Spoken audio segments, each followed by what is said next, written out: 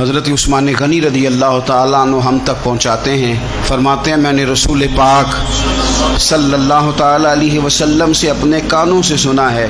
میرے کریم نے فرمایا تھا جو اس بات کا یقین رکھتا ہو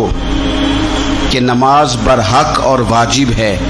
فرمایا رب اس بندے کو جنت میں داخل فرمائے گا۔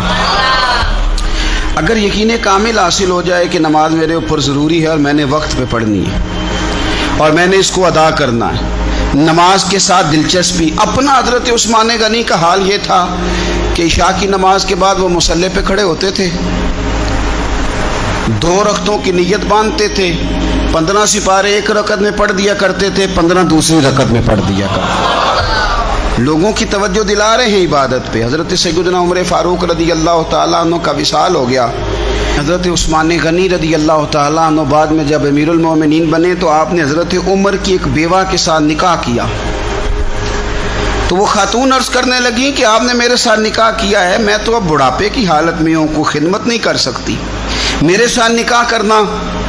تو حضرت عثمان غنی فرمانے لگے میں نے کسی ضرورت کے تحت نکاح نہیں کیا،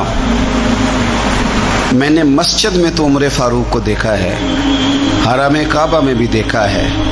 میدان جہاد میں بھی دیکھا ہے،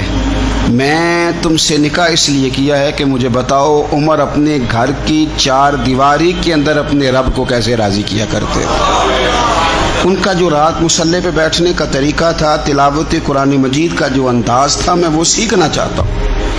عبادت کے ساتھ خاص شغف سیدنا عثمان غنی ذوالنورین رضی اللہ تعالیٰ عنہ کا، حضور نے فرمایا تھا نماز میری آنکھوں کی ٹھنڈک ہے۔ میرے بھائیوں، اپنی نماز کی حفاظت کریں۔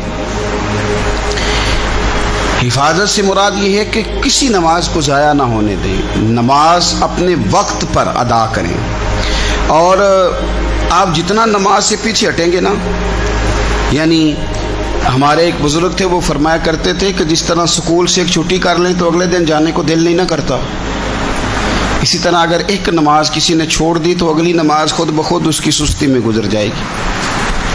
آپ جتنا نماز کے قریب جاؤ گے، جتنا اس سے محبت کرو گے، اتنا نماز کی طرف آپ کی توجہ بڑھ